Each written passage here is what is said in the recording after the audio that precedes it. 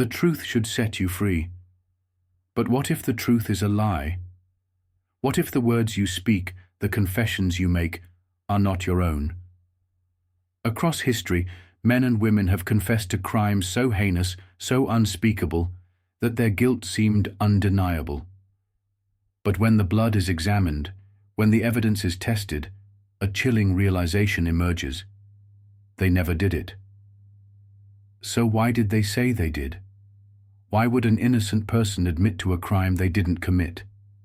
And if a confession can be false, how many real monsters have walked free?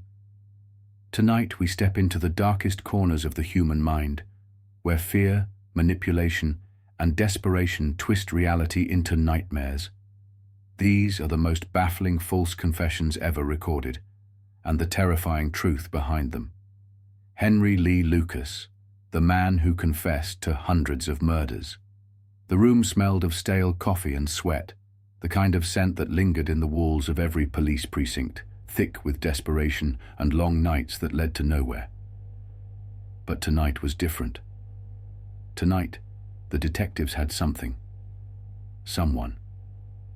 The man sitting across the table was gaunt, his face weathered by years of drifting, his eyes sunken, as if the weight of his own thoughts was too much to bear.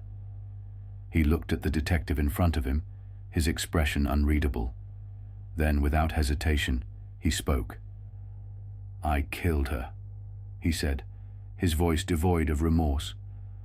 The confession came too easily, sliding off his tongue like a truth he had rehearsed in his head 100 times. The detectives stiffened. They had been working this case for months. A woman found in the outskirts of town, her body left in a ditch, the evidence sparse, the killer unknown. And now, here he was, handing them the answer. "Tell us how you did it," one of them said, keeping his voice level. Lucas leaned forward, his thin lips curling into something that wasn't quite a smile. "With a knife," he said, pausing as if savoring the memory. "She fought at first, but that didn't last long. They never do." The room felt colder. They pressed for more, and he gave them everything. He described the scene, the fear in the girl's eyes, the final moments before silence took over.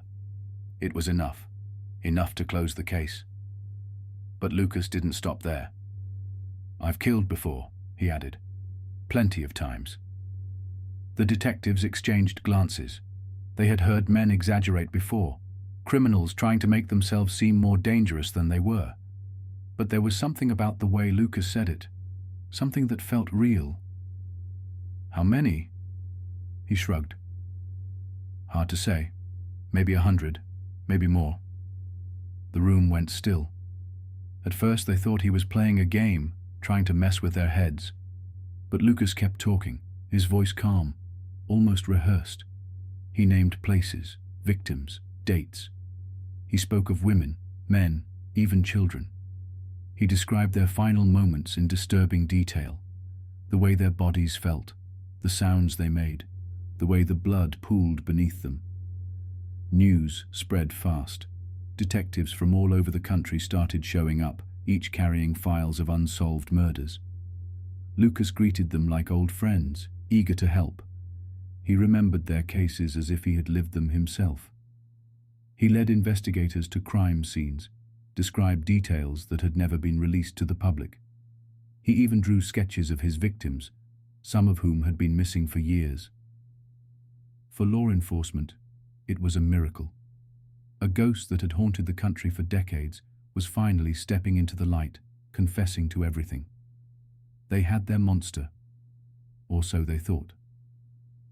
The first doubt crept in when a journalist decided to cross-check Lucas's timeline. One of the murders he had confessed to took place in Florida on a specific date, but records showed Lucas had been in Texas that very day, behind bars. Impossible. Then came another inconsistency, and another. Some of the victims he described had already been linked to other killers. Some crime scenes were thousands of miles apart, committed within days of each other. It would have been physically impossible for him to be in all those places. Yet, when confronted with these facts, Lucas barely reacted. Maybe I did it, he'd say, his lips twitching into that eerie half-smile. Maybe I didn't. The realization hit hard. Lucas had been lying. Not about killing, no. He had killed before. That much was true. But the hundreds of other murders, the cases detectives had closed based solely on his word. They had been deceived. But why? Lucas never gave a straight answer. Maybe it was the attention. Maybe he liked the feeling of being in control, of making the police dance to his tune. Maybe he had been coached, fed details by officers desperate to solve their cases. Or maybe he just enjoyed playing the part of a monster. When the truth finally unraveled, it left devastation in its wake. Families that had been given closure were once again plunged into uncertainty. Real killers had been allowed to walk free while Lucas sat in a cell, spinning his web of lies. In the end, Henry Lee Lucas was convicted of only a few real murders, the ones that could actually be proven. The rest? Fabrications, false confessions that had stolen justice from the true victims.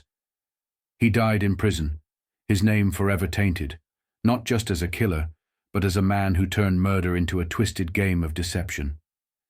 And to this day, the real number of his victims, both the ones he took and the ones he falsely claimed, remains a mystery. Eddie Joe Lloyd, the man who confessed to a crime he didn't remember. The interrogation room was cold, the kind of artificial chill that seeped into the bones and made everything feel unreal. Eddie Joe Lloyd sat hunched over the table, his fingers twitching against the steel surface. The fluorescent lights above flickered slightly, casting harsh shadows across his face. He had been in and out of psychiatric hospitals for years, his mind a fractured puzzle of delusions, paranoia, and a past he couldn't quite piece together. The detectives in front of him leaned in, their voices low and persuasive. They spoke of a girl, 16 years old, her body found in a field, violated and strangled. A brutal crime, the kind that made the city shudder. "You knew about her, didn't you?" one of them asked, his voice careful, gentle. Lloyd frowned, blinking as if trying to clear the fog in his mind. He had read about the case in the papers, seen the details splashed across headlines. He was interested in police work, always had been. "You want to help, don't you?" another detective said, watching him closely. "You want to make sure the real killer is caught?" He nodded. Yes, that was true. "So tell us," the detective continued. "Tell us how it happened." The room seemed to shrink around him. The voices of the detectives wrapped around his mind, filling in gaps, painting pictures. He could see it now. The girl struggling, gasping, the weight of hands around her throat, her nails clawing, her body convulsing. "You were there, weren't you?" Something shifted in Lloyd's mind. A memory, a dream, or something planted, something molded by the words of the men sitting in front of him. "Yes," he whispered. The detectives glanced at each other. One of them smiled, barely perceptible. "Tell us," they said. "Tell us what happened that night." And so, Eddie Joe Lloyd confessed. The confession was everything they had hoped for. He provided details, some accurate, some vague, some outright wrong. He described things about the crime scene, about the way the girl had been left, details that had been in the news, repeated over and over until they had become part of the city's consciousness. The detectives pressed him further. They asked about the weapon, the location, the aftermath. And though his responses sometimes wavered, though his memories seemed to shift like sand, they believed they had enough. Enough to convict. The trial was swift. The confession played a central role, a damning piece of evidence that eclipsed everything else. His lawyers argued that he had been manipulated, that his mental state made him vulnerable to suggestion, that he had been tricked into believing something that never happened. But the jury didn't care. They saw only a man who had admitted to the crime in his own words. Eddie Joe Lloyd was sentenced to life in prison. He sat in his cell, staring at the walls, wondering how it had all happened, how he had spoken those words, how he had let them lead him down a path he couldn't escape from. Years passed. The city forgot about him. But then the case was reopened. A team of lawyers and forensic experts began re-examining the evidence. The confession had never quite made sense. Lloyd had gotten details wrong, had contradicted himself, had fumbled through answers like a man trying to remember something he never experienced. And then came the breakthrough: DNA testing. The technology had advanced since his conviction, and now they had the ability to test the biological evidence left behind at the crime scene. They ran the results, compared them. It wasn't Eddie Joe Lloyd, not even close. The DNA belonged to someone else. Someone never identified, someone who had walked free all these years while an innocent man rotted away behind bars. The news hit like a shockwave. The system had failed. A man had been stripped of his freedom, his dignity, because of words he had been led to say, because of a confession that had never been real. In 2002, after 17 years in prison, Eddie Joe Lloyd was exonerated. He walked out of his cell, a free man, but the years had taken their toll. His health had deteriorated. His mind, already fragile before, had been shattered by the trauma of what had been done to him. He didn't have long to live. 2 years later, he was gone, and the real killer never found.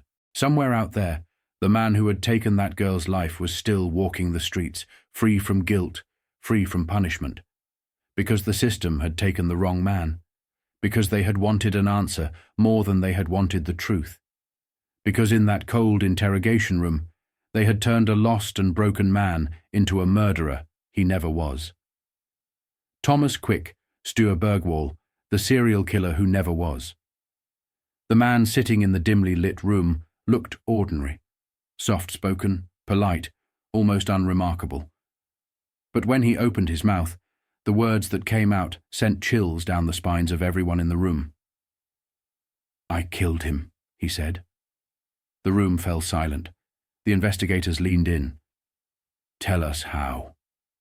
A small smile flickered across his lips. "I stabbed him. Many times. I don't know how many. Maybe 20, maybe more. His blood was everywhere. He screamed, but I didn't stop." The officers exchanged glances. They had never seen someone confess with such ease, such calm certainty. And then, he inhaled deeply as if savoring the memory. "Then I buried him, deep in the woods, where no one would ever find him." The confession was eerily detailed, but it didn't stop there. Over the next few months, the man, whose real name was Sture Bergwall, but who now called himself Thomas Quick, admitted to more murders. 1, 2, 10, 30. The numbers kept rising, and with each confession, the police became more convinced that they were in the presence of Sweden's most prolific serial killer. They fed him details of unsolved murders. He confirmed them. They asked for descriptions of the victims. He gave them. He told them about blood, about pain, about the darkness inside him that wouldn't let him stop. He spoke of young boys he had strangled in the night, of women whose bodies he had buried in the snowy wilderness. He described how he had torn apart families, how he had watched life fade from his victims' eyes. And they believed him. But they shouldn't have. The story of Thomas Quick started in a psychiatric hospital. He had been committed years earlier, his mind unraveling from a cocktail of medication and therapy. He was a heavy drug user, his grip on reality slipping further each day. Then came the therapy sessions. Encouraged by psychologists eager to unlock his trauma, he was led into a world of repressed memories, of horrors that lurked just beneath the surface of his mind. "Tell us what happened to you," they said. He wanted to please them. He wanted to be important. He wanted to be someone. And so he started to talk. It began with small admissions, feelings of guilt, of darkness. Then the memories, fabricated, twisted but real in his mind. He told them about his childhood, about abuse he had suffered, about the violence he had witnessed. And then, slowly, he began to confess to things he had never done. The more he confessed, the more attention he received. He was no longer just another forgotten patient in a psychiatric ward. He was special. He was dangerous. He was the monster they had been looking for. Investigators fed him details, and he repeated them back. They took him to crime scenes, and he pointed to where he had left the bodies. His stories, though inconsistent and sometimes wildly implausible, were taken as gospel. They convicted him. One after another, the cases closed. Families of the victims finally had an answer, and Sweden had its serial killer. But there was one problem. There was no evidence. Not a single body was found where he said it would be. No DNA, no fingerprints, nothing. His confessions, while vivid, often contained factual errors. He would describe killing someone in a way that didn't match the actual crime scene. He would get dates wrong, locations mixed up. For years, no one questioned it, until someone did. A journalist began digging into the case, pulling at the threads of Thomas Quick's story. What he found was shocking. The entire case against him had been built on nothing but his words, words that had been coaxed out of him during therapy, words shaped by heavy medication and eager investigators desperate to solve their cold cases. It all unraveled. Slowly, the truth came out. Thomas Quick had never killed anyone. The confessions had been lies, grand, elaborate, and utterly false.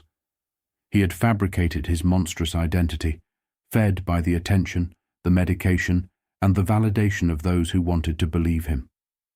One by one, the convictions were overturned. Thomas Quick, the man once thought to be Sweden's deadliest serial killer, was officially declared innocent. He walked free. But the real horror, the real killers, the ones who had taken those lives, had never been found. They were still out there, and because the world had believed a lie, they had gotten away with murder. The Beatrice 6, a town's nightmare and the false confessions that destroyed lives. The call came in just after dawn. A body had been found in a small apartment in Beatrice, Nebraska. The place was in disarray, drawers pulled open, furniture overturned, signs of a struggle everywhere. But it was the bed that held the true horror. The woman's name was Helen Wilson, 68 years old, a widow, known in the community as kind but reclusive. She had been strangled in her own home, her last moments filled with terror as an unknown intruder stole her breath and life. The town of Beatrice panicked. This wasn't the kind of place where things like this happened. Police worked tirelessly, but months passed with no real leads. The case turned cold. Then, years later, something happened. A name surfaced. Someone in town had started talking. A man named Joseph White had supposedly been bragging that he was involved. A tip led police to him, and suddenly they had a suspect. But one wasn't enough. Under pressure to solve the case, the police needed more. They widened their net and brought in more people. People connected by the thinnest of threads. Before long, 6 names emerged: Joseph White, Thomas Winslow, Ada Joanne Taylor, Deborah Sheldon, James Dean, and Kathy Gonzalez. 6 people. 1 murder. And soon, confessions started rolling in. The interrogations were relentless. The police didn't just want answers, they demanded them. They worked each suspect separately, feeding them pieces of information, nudging them toward the right story. Deborah Sheldon was the first to crack. She sat in the interrogation room for hours, her mind spinning as detectives repeated the same details over and over. She started to doubt herself. Had she been there? Did she see something? Had she forgotten? The officers leaned in, their voices low, persuasive. "Memory works in strange ways," they said. "It's possible you blocked it out. If you just try to remember, it'll come back." And then it did. Or at least, she thought it did. She started seeing flashes. Helen Wilson's apartment, the struggle, the terror. The memories felt like dreams, blurry and distant, but real. She confessed. And once she did, the others followed. One by one, they started believing the lies. The police played them against each other, telling them that their friends had already admitted everything. They were told they could get lighter sentences if they cooperated. Some even came to believe that maybe, just maybe, they had actually done it. The mind is a fragile thing, and under enough pressure, it will crack. In the end, 5 out of the 6 confessed to their involvement in Helen Wilson's murder. The only one who refused, Joseph White. He never wavered, never admitted guilt, never gave in. But it didn't matter. The confessions of the others were enough to convict all of them. They were sentenced, life in prison, decades behind bars. Beatrice could breathe again. Justice had been served. Or so they thought. Years passed. The case faded from memory, but Joseph White never stopped fighting. He insisted over and over that they had the wrong people. That he had never been inside that apartment, never seen Helen Wilson, never been part of any crime. No one listened, until 2008. Joseph White finally convinced the Nebraska Innocence Project to take on his case. DNA testing had advanced since his conviction, and now they could check the evidence against his claim of innocence. The results came back. It wasn't him. Not just him.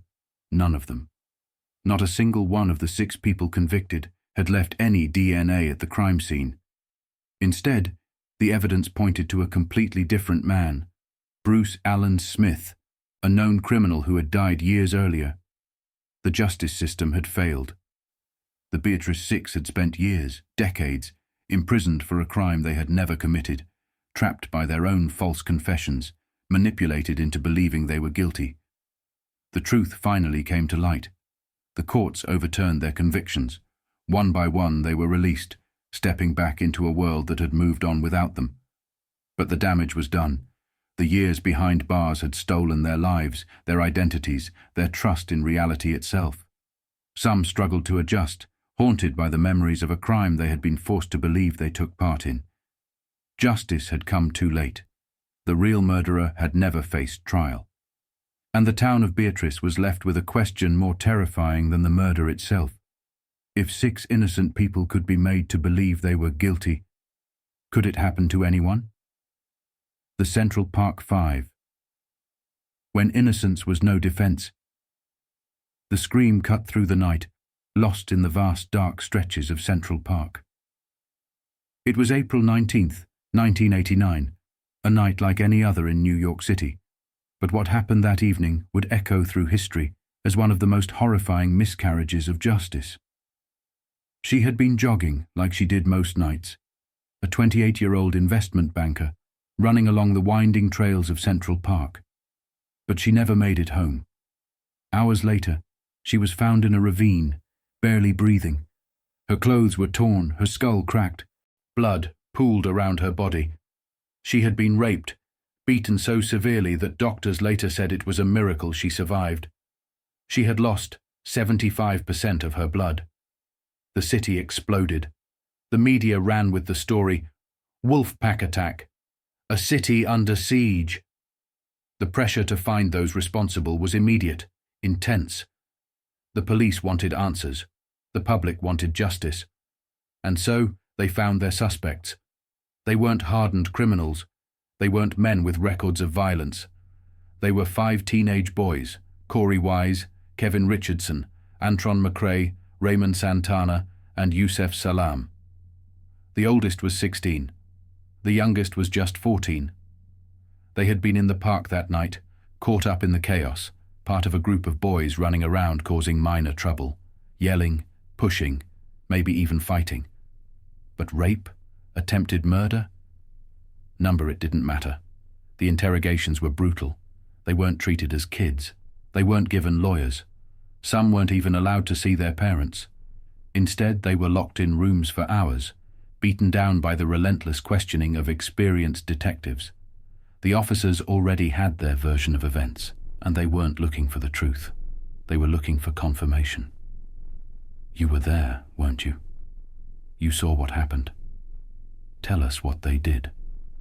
They played them against each other, told them their friends had already confessed, told them if they just admitted what happened, they could go home.